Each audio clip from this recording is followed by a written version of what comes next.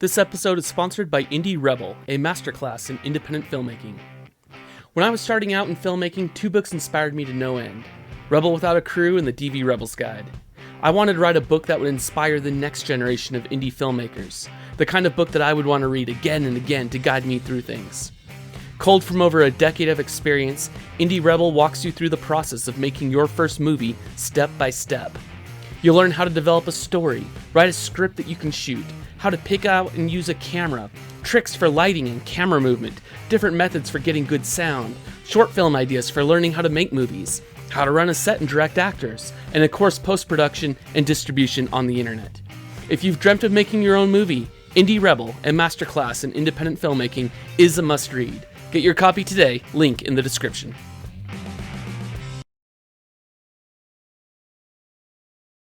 Alright, so we're going to use the same shot as before, and I want to show you guys how to do green screen effects inside of Fusion, because that's something a lot of indie filmmakers want to know, want to be able to do, and all that. Now I've got this shot of my wife, and you can see her hair was a little frizzy this day, but that's okay. Our goal with green screening is to try to keep all that detail, or at least as much as possible. And so I want to make sure that I can recover all that. Now, an issue I might have is that even though, let's fit this, even though I filled the entire frame with my green screen, or almost all of it, you can see I missed it a little bit right here, we've got some shading and some color differences because I didn't have a backing behind it. So this is a white wall you're seeing shine through the green screen. So we're going to need to figure out how to deal with that too. We're going to want to make sure that we have a background that matches the shot. If I play the shot, you can see there's some wind going. Okay, that's going to pose some challenges with the hair keys and stuff like that. But I think this will be a really good learning experience for us. Now you can notice when I shot it, we had the wind on her, but I also lit her kind of from the side here, and that's to match what we're going to be using for our background. So I'm going to pop back over to Fusion, okay, just like we were before. And I'm going to hide the effects pane. I don't like looking at it. It annoys me, but I will bring the media pool up because we're going to need that here. And for now, I'm going to delete that media out node. Okay, I just have to remember to add it at the end. And let's go ahead and view our green screen shot by pressing 1 on the keyboard. So what I want to do is I'm going to first bring in the background that I want to use, which is this down here. Let's go and view it. And this is just a park in Spokane, Washington. This was actually a background plate from Leap Rise of the Beast. There I had a green screen shot where I needed to put people in front of this, and so we did this in the film. We can see the sunlight is over here on the left-hand side, so that should correspond nicely with what we got going on here. The sun is low in the frame, and so if you look, she's lit as if the sun is low in the frame too. Now, let's just start off with the merge node. We talked about in the last video how we can click to add a merge, and then bring in a background and a foreground. And actually, those need to be flip-flopped here. Let's do that and that. And if I view it, we can see we're going to have a little bit of an issue now. And that is that my plate that I want to use is, my 16 by 9, 1920 by 1080. And it doesn't fit on top of our background because the background is larger. So let's first fix that issue before we do anything else. So what I want to do now is add a background node. And if I select that, I can come over to Image, and I can see that the background node, which if I look at it here, is set to 1920 by 1080. That's my full HD resolution. That's what I want. If I go over to Color, you can see you can make different colors and things. This would be the equivalent of like a solid in After Effects. So if you're used to working with solids and things, that's what this does here in Fusion. I don't need any color though, because what I want to do is I want to put my photo background on top of this properly formatted background. And another way I can do that, rather than adding a merge node, is to have it add a merge automatically for me. Here's how you do that. Drag the output of one node to the output of another node that you want it placed on top of. It automatically adds a merge, and if I view it, we can see here's the full-size photo sitting now on top of my 1920 by 1080 background. And now I can come into this merge node, and using size, I can scale the photo down so I can keep as much of the photo as I want. Maybe I want something like that. So looking at this, this is my final frame. This is the image that extends beyond the frame. Okay, pretty cool. So now let's go ahead and take this other merge node. We'll disconnect that input.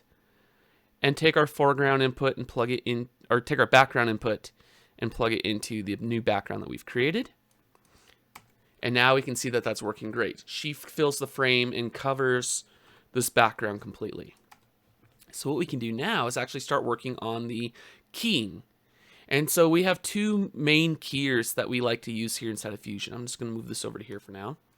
If I go Control Space, and I type in key, I have a delta keyer and an ultra keyer. So let's pull up the delta keyer first and take a look at that.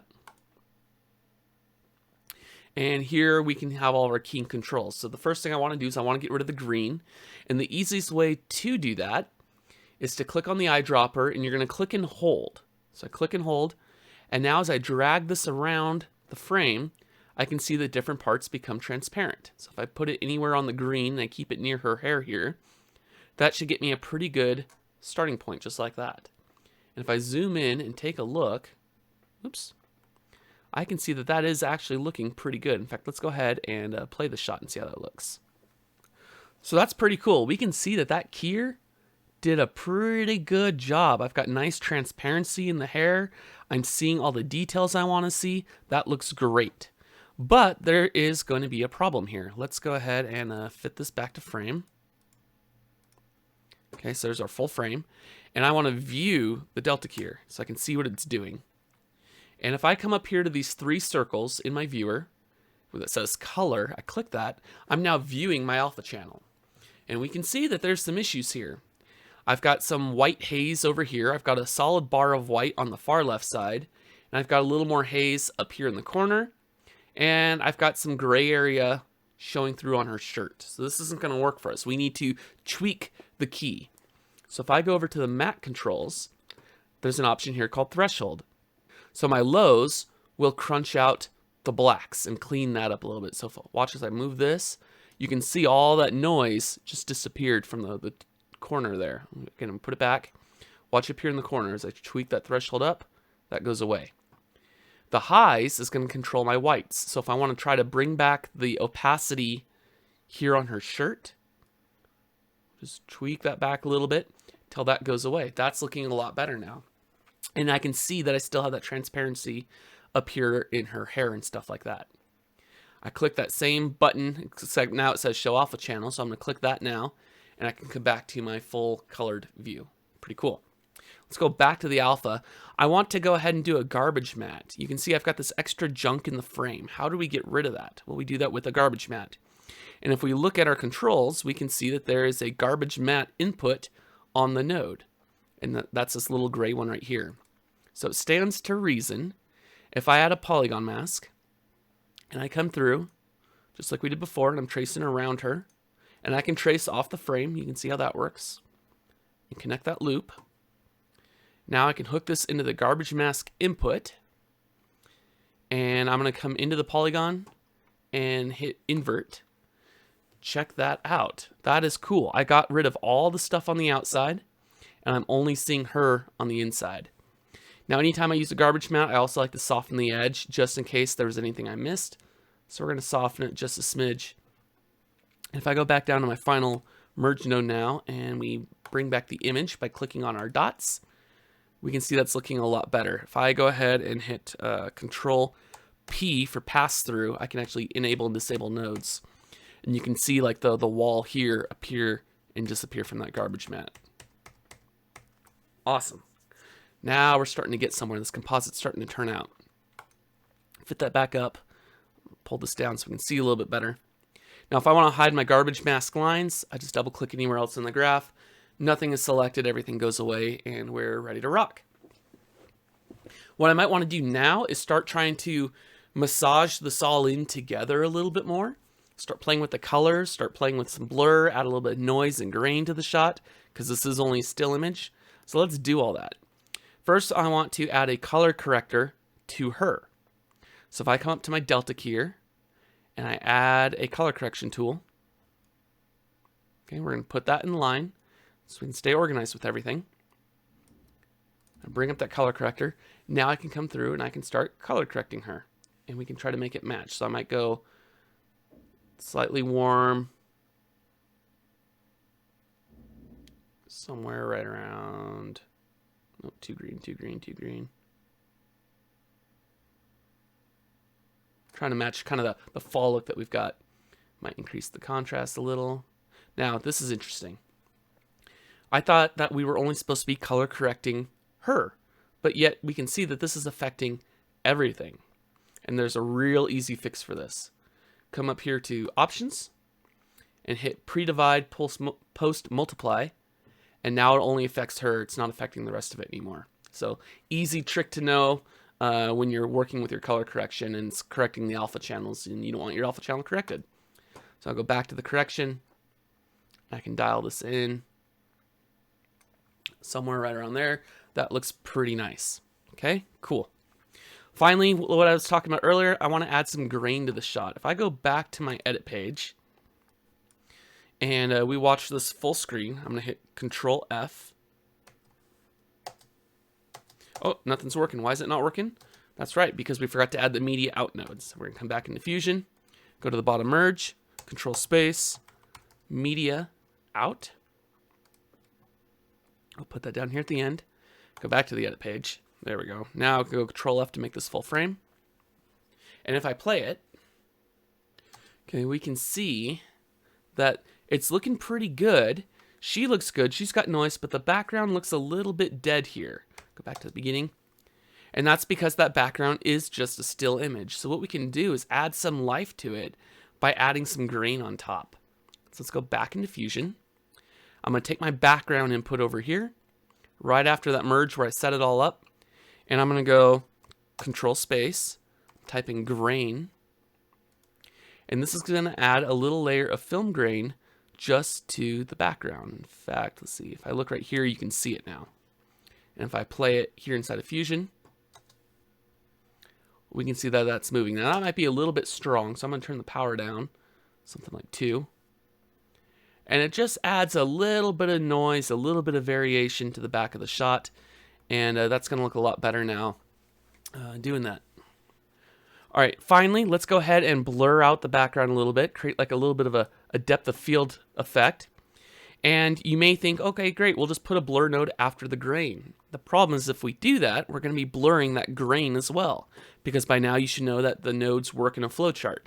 So if I put a blur after the grain, it blurs the grain too. So what I want to do is put the grain up here, select that one merge, and that's where I want to put my blur node. So I'm going to blur the shot and then add grain on top of the blur before it gets composited. So now I can come up and I can soften the background just a little bit, create a little hint of depth of field. Now you can go strong if you want, you can go super crazy, but it doesn't look real, it looks a little fake. So I'm going to back it off to somewhere right around here. Just enough that you can still kind of tell what it is, but enough that it adds a difference too. Again, if I use Control P, I can mute through that one node, the blur node. I'm turning that node on and off. Okay, that looks really good. Cool. At this point, I think we've got a nice final composite, a final shot, and you can see how easy it is to do green screens here inside of Fusion. If I go back into my green screen controls, there's a bunch of other stuff you can play with. If you don't get your hair looking right the first time, maybe you want to play with erode and dilate. I'll just show you what those do.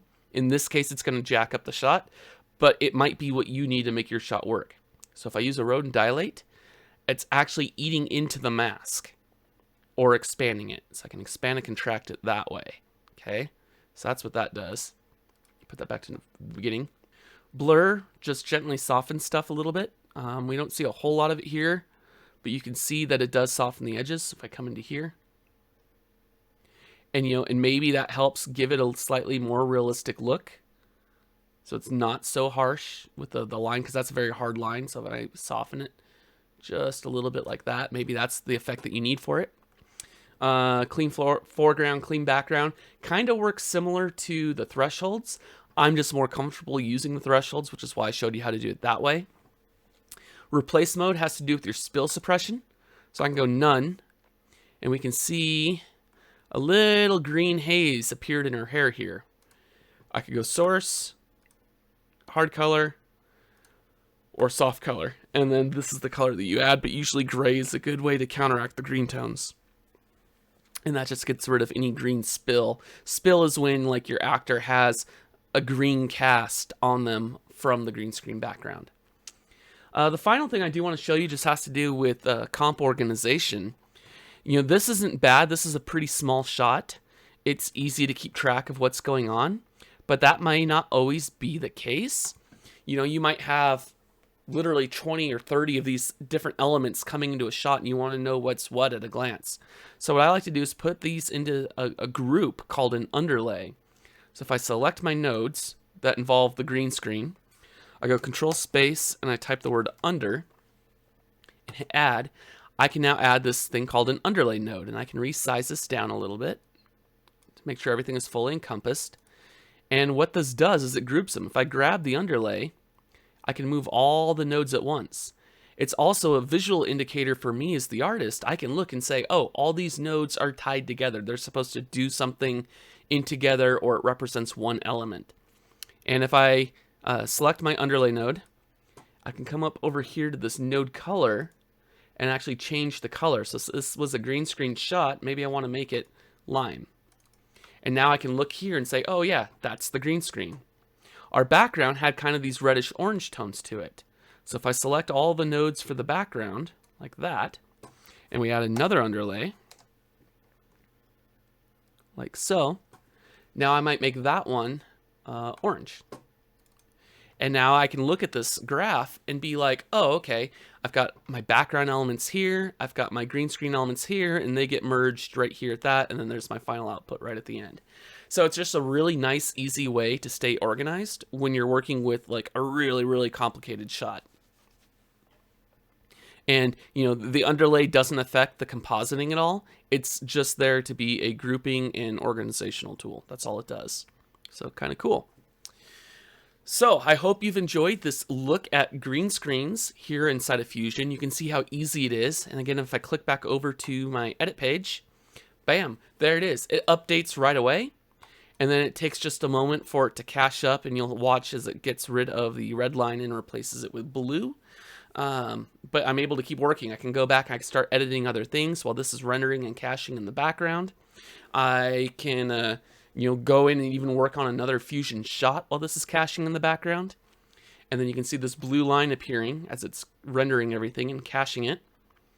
And when that gets full, like that, I'm now able to play the shot and play it back in real time, and that looks fantastic. And if I go full screen, you can see it looks really good here too. So again, just to recap, we went from this to this. It's only been, you know, 18 minutes now that we've been working on that. So 18 minutes and we have basically a final shot for the movie that looks really good, and nobody would be the wiser if they hadn't seen how we just now put this together. So practice this, open up Fusion, shoot some green screen footage, bring it in, and practice your keying. Practice layering different things on top of each other. Remember that you can work with the garbage masks as well to block out parts of the frame that you don't want.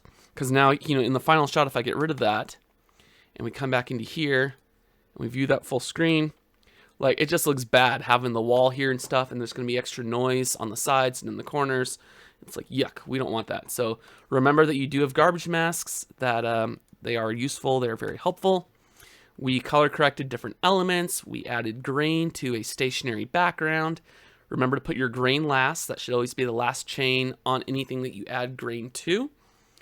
And yeah, you guys are all set, so go play, have fun, and we'll see you in the next video.